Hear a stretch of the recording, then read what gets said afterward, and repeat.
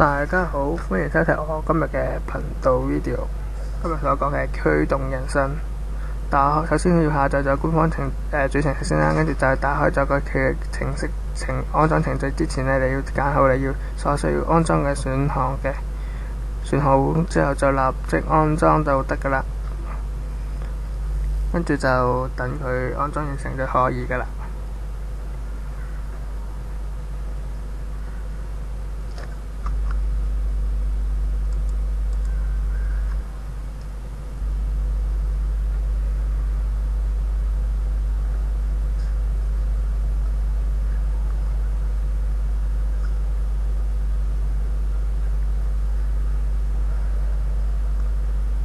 安裝完之後就會有一啲嘢要俾我哋揀嘅，如果你揀唔清楚呢，就會體驗嗰時會幫你安裝埋嗰啲程式嘅。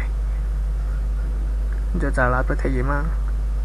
立即點體驗之後打開個程式就會自己打開，打開咗之後呢，佢而家會自己掃描緊有邊啲裝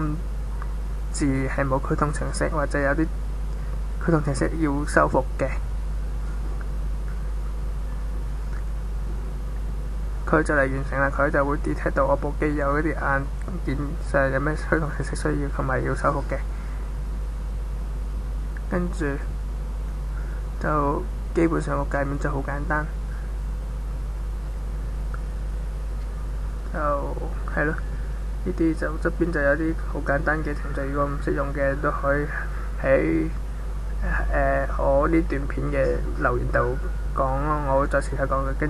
講翻俾你聽嘅。跟住本機裝備，跟住就會揾到你部機嘅一啲問題啊，嗰啲裝備嘅驅動程式會點嘅。而我一個部電腦呢個驅動升級嗰張升級卡嘅驅動程式有問題，所以如果係咁嘅，我可以修復。跟住我嘅裝備就係你嘅 USB 裝備，譬如話 keyboard 啊、mouse 啊嗰啲 webcam 嗰啲，呢個就係部機嘅程序嗰啲驅動程式備份啊，同埋還原啊，驅動程式嘅鏟除啊，喺呢拍嘅。其次軟件呢度其實冇乜，